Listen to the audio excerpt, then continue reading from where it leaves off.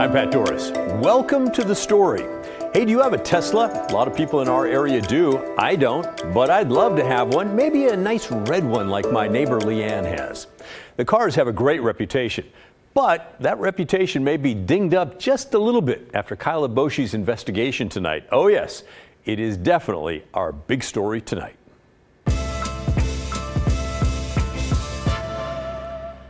Kyle found that Tesla, the electric car that really launched that whole industry, could have a hidden flaw in some models. It unexpectedly brakes like super hard when on autopilot, which includes cruise control.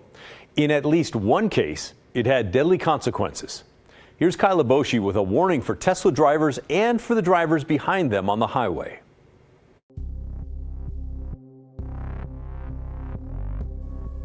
What you're about to see is a fatal crash after Tesla unexpectedly comes to a near stop on a Missouri freeway.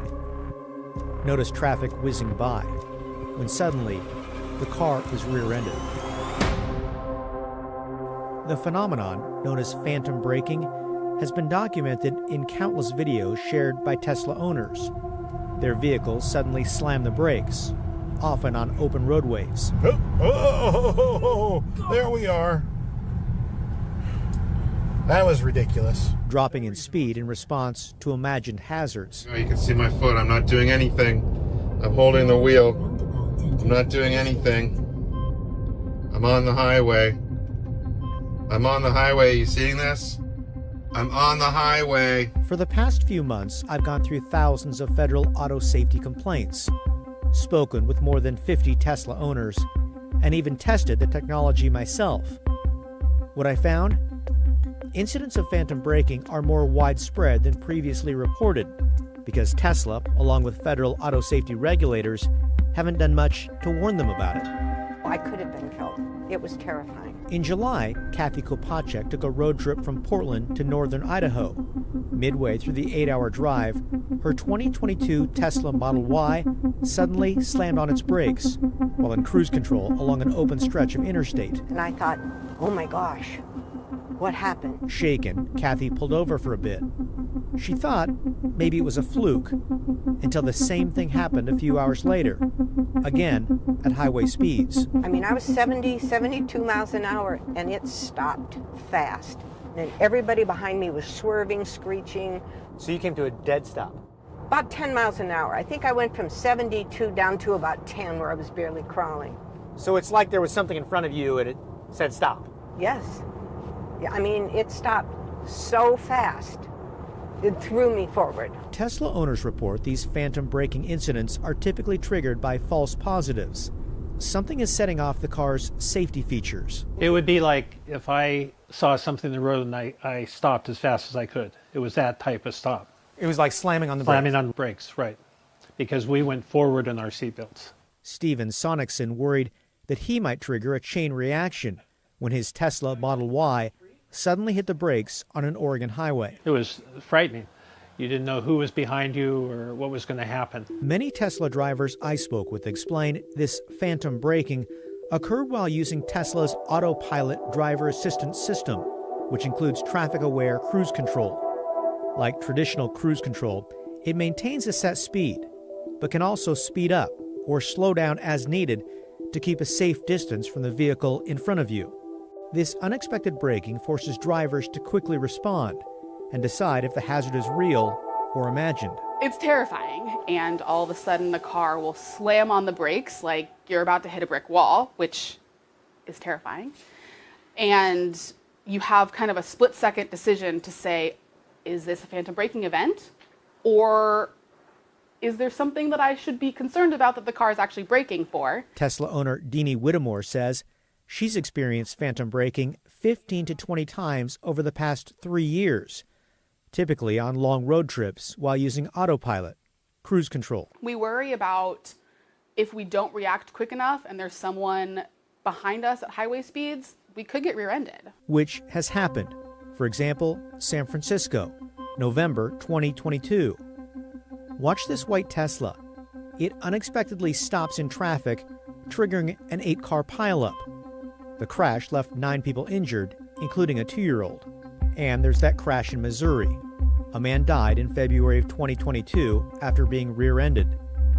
Police reports show his Tesla Model 3 unexpectedly slowed from 61 to 12 miles per hour in the middle of a busy interstate. Phantom braking has been a persistent issue for Tesla vehicles. In February 2022, the National Highway Traffic Safety Administration launched an investigation into unexpected brake activation in certain 2021 and 2022 Model 3 and Y vehicles. At the time, NHTSA had received 354 complaints according to the agency. 3 months later, that number had jumped to 758. And after going back and looking at more recent data, I found the number of complaints to NHTSA has grown even more. Through September, there were an additional 815 reports of unexpected braking in those same years and models of Tesla vehicles. I also found an additional 272 complaints about the more recent 2023 models, bringing the total number of complaints about phantom braking to roughly 1,800. In short, the problem is more widespread than we knew about, and based on recent complaints, it hasn't been fixed. So, to better understand this technology and what may be triggering phantom braking, I rented a Tesla, specifically a 2022 Model 3. So it'll be curious to see if it's a shadow, if it's a mirage. What is it? I don't know if anything will even happen too. I mean, that's part of the risk. We don't know if it's going to stop or not. Our plan was to drive across the state of Oregon, from Portland to the Idaho border, 750 miles round trip. My photographer set up cameras in case something happened. We'd stay on Interstate 84 and try to use Tesla's autopilot, traffic-aware cruise control as much as possible, and only when safe. But after hours and hours of driving for 2 days, nothing really happened. So we were headed back. When... Whoa! That seemed to do something. The car jolted us briefly, suddenly dropping in speed by roughly 20 miles per hour. There was nothing in front of us. There was no car in front of us. There was nothing on either side of us. The brakes just hit, and then I don't know what triggered it. I mean, people talk about how scary it is. It was alarming. I think that's the best way to describe it. I didn't quite know what was going on, and in that moment, you're not really thinking about what's around you as much as like, what do I do? Because that's not a natural move for a driver, for sure. Tesla, which shut down its public relations department in 2020, didn't respond to my 3 different emails. From what I can tell, the company has never explained what may be causing phantom braking. And the only warning I could find was on page 120 of Tesla's 297-page owner's manual, which says, traffic-aware cruise control may react to vehicles or objects that either do not exist or are not in your lane of travel, causing Model 3 to slow down unnecessarily or inappropriately. So I reached out to Tesla enthusiasts, like Austin Ferguson. All the cars now come with vision only, no radars. In 2021, Tesla stopped using radar sensors in its vehicles, shifting instead to what the company calls Tesla Vision. Tesla vehicles have 8 surround view cameras, which the automaker says provides 360-degree visibility and up to 250 meters of range. The cameras help detect objects around the car. When that type of stuff happens, it'll pick up objects, and the computer has to make calculations on what it thinks is true or not. And unfortunately, some of the phantom braking that will occur is due to object detection that it doesn't know what it is. A lot of Tesla owners, including Ferguson, think environmental factors like shadows, low sun angles, or weather could impact the cameras, triggering a false positive. And it's trying to figure out if that tower or if that brick or that garbage can is a moving object or a non-moving object. He says Tesla is constantly tweaking with over-the-air software updates, which means bugs can be fixed wirelessly. So as we start evolving further on this, things should get better over time. But in the meantime, Tesla should be informing people that this is happening. It would be nice if this was like a, hey, here's heads up, this can happen, we're working on it, but here's what to do when it happens. Maybe we should paint them bright pink, like a student driver, like stay far behind this car because this car is prone to emergency braking. Missy Cummings is a former NHTSA senior safety advisor and professor at George Mason University. She thinks automakers and the government need to raise awareness about phantom braking, warning not only drivers, but anyone following behind them. A 2-second following distance is not enough for a car that has artificial intelligence in it. You need to give that car in front of you at least 4 seconds, maybe more. NHTSA didn't want to comment on its investigation into Tesla and complaints about unexpected braking. The automaker has some of the country's top-selling vehicles, with more and more Teslas hitting the road every day. And owners, they're often quite passionate. In fact, none of the owners I spoke with stopped driving their Tesla after phantom braking incidents. Instead, they're just adjusting their driving habits, waiting for a fix, and hoping it doesn't happen again. I'm always aware that, is it going to, happen with my grandchildren in the car? See, it's a smart car, it'll tell you, but maybe it's too smart.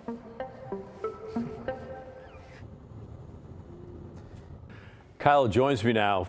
That's an impactful story. Holy smokes, I hadn't heard about that. What are you hearing from other owners? A lot of Tesla owners who've experienced this, and many of them are surprised when it happens. They don't know exactly how to deal with the situation or how to explain it, really. So we're hearing that a lot of them are basically Googling to find out more information and going on forums and websites to hear from other Tesla owners because it really is not being widely publicized. Yeah, I don't know if they're intentionally keeping it quiet, but I haven't seen it in places like Consumer Reports where I'd expect that. And I have to say, watching the story, which is a great story, very concerning where it's going from 70 down to 10. When it happened with you, no offense, but not all that impactful, it seemed like. Sure, and I think that speaks to the issue itself. There's no real rhyme or reason to all this. We don't know how the vehicle is going to behave. We don't know how the driver responding to it is going to behave.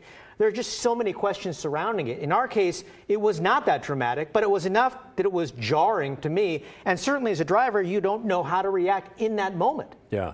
And I know it was very tense for you because there was a big motor coach behind you for a while. I mean, I was worried throughout this entire trip and driving that something might happen and somebody would be right behind us and who knows what may happen. In fact, there was a large motor coach that was following behind us fairly closely. Luckily, there was some distance there when it happened and nothing happened in that we weren't injured and didn't cause a crash and were able to resume our speed pretty quickly. But certainly, it's an issue. Yeah. And the folks who are getting these cars are sort of out living on the technological edge. Are they going to walk away from their cars, you think?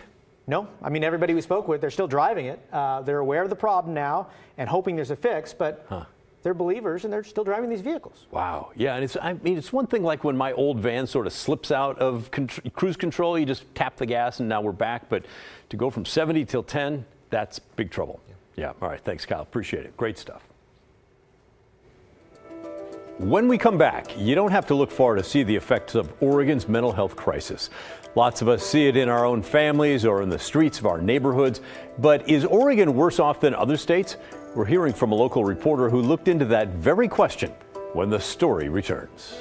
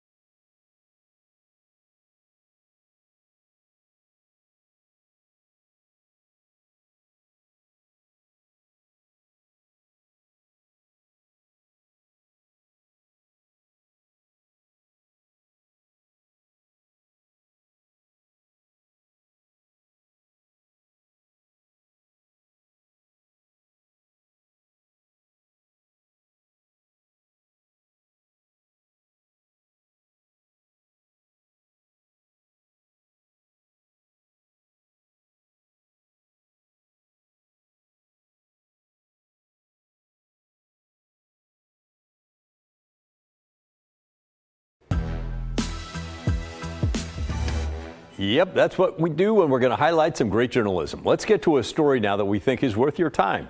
It comes from the Oregonian newspaper, and it takes a deep dive into Oregon's mental health landscape. And what they found probably won't surprise you. Oregon's not doing that great when it comes to addressing mental health needs.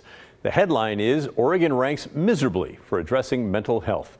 The reasons are complex. The reporter found that Oregon is one of the worst states in the country if you're trying to get mental health care, and that those rankings are consistently bad year after year. The reporter behind the story, Nicole Hayden, talked to a mom named Jennifer about the trouble she had finding mental health care for her young son, Grayson, when they moved to Oregon. He had bipolar disorder and schizophrenia, and they struggled to find a mental health care provider that had openings. Eventually, Grayson's mental health got worse. It meant they had to use the emergency room system much more. And that's not a sustainable way to treat mental health. It meant that he would be stabilized in emergency care, be given a very, very small dosage of meds. And then when he was discharged, told to follow up with an appointment, but the nearest appointment would be months and months out. And the meds would have ran out within a week. And so with that kind of system, you're causing this just snowball effect of severe symptoms that are untreated. You're up and down, giving meds, releasing, not getting long-term care. Not fun. Grayson's story ended tragically. He self-medicated with hard drugs, went to jail, and then eventually died by suicide. Hayden covers homelessness for the Oregonian, and she says she hears similar stories a lot.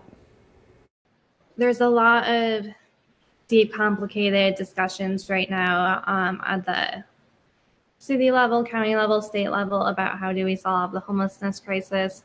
And I think that's where my interest always stems from. You know, a lot of the folks I work with, didn't end up on the street because they made bad decisions. They ended up on the street because they were victims of these terrible systems we have in place. We can't meet people's needs. Like, we're pricing people out of their homes. And then on top of it, we're causing all this stress of affordability. And then we can't even provide the things we've promised to provide, which are just basic mental health services. You can read the whole story on OregonLive.com. Hayden also looks into the shortfall in insurance coverage and the trouble finding care in rural areas. Coming up next on the story, our Crabbing in Crisis series continues. Tonight we're taking a closer look at what may have caused billions of Bering snow crab to just disappear. Is it climate change? Could it be as simple as the crabs moved to a spot that were not tested? Experts will weigh in when the story returns.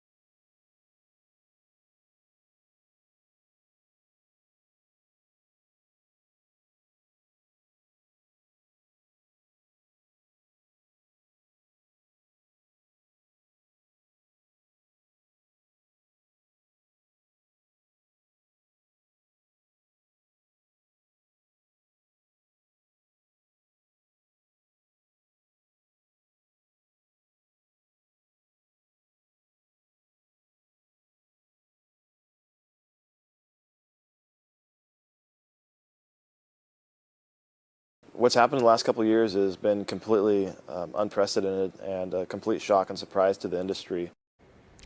Yeah, it's not been fun. Each night this week, we've explored the crabbing industry in crisis here in the Pacific Northwest. Snow crabbing in Alaska's Bering Sea is canceled for the second year in a row. That's after billions of the creatures basically vanished. Everyone from scientists to crabbers agree on one thing: it was totally unexpected. So what caused it? Meteorologist Leah Pizzetti shows us one factor that appears to be the central problem and what experts are saying about the years to come.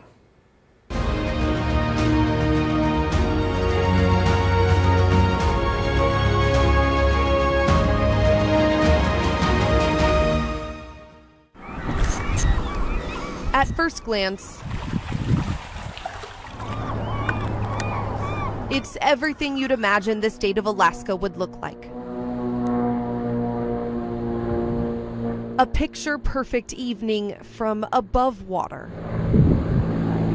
But below, it's a different story. These are juvenile snow crab that came back this year from the Bering Sea. Snow crabs, creatures that historically have filled the Bering Sea, vanished. Everyone caught off guard.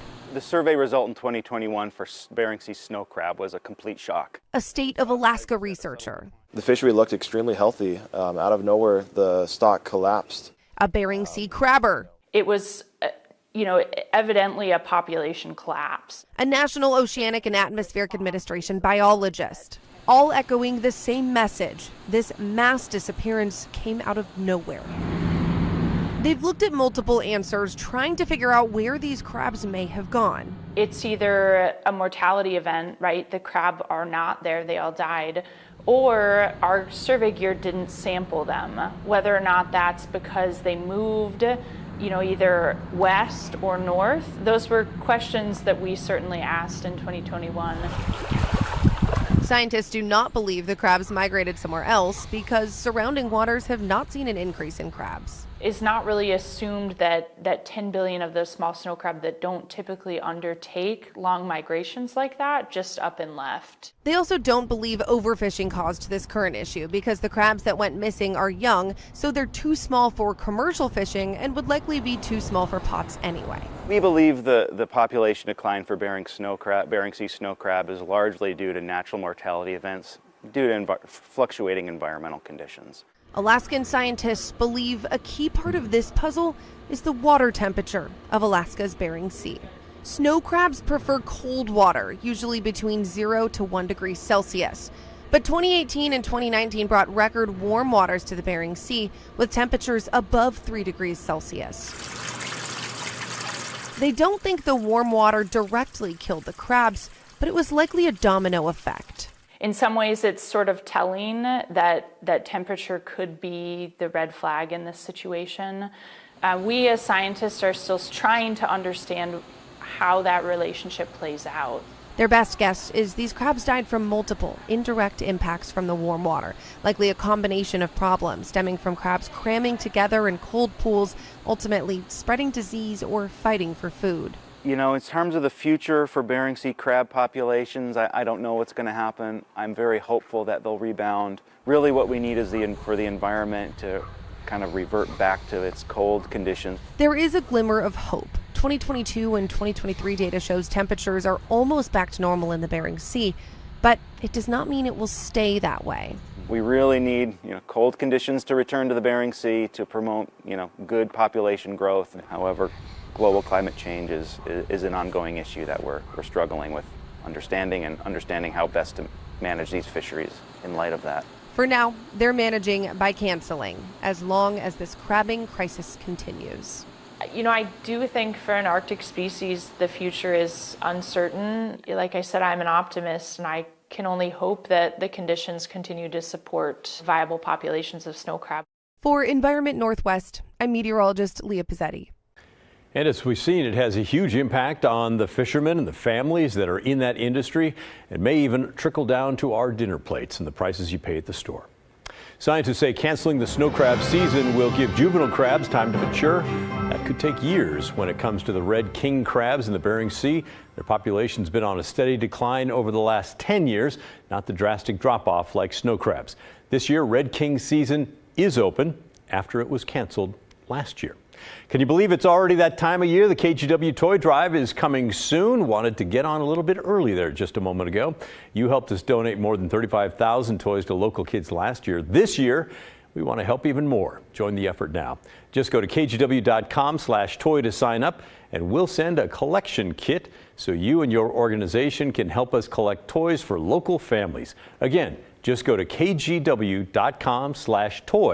to get started. That's the end of our show. Thanks so much for watching. And remember the story, our collective story? Well, that never ends. The good stuff is coming up next, and be sure to tune in tomorrow for our big story. It has to do with Oregon's PERS retirement. You may have seen some recent headlines, so we took questions straight to the top, to the State Treasurer, Tobias Reed. Enjoy your night in the meantime. We'll see you tomorrow at 6:30.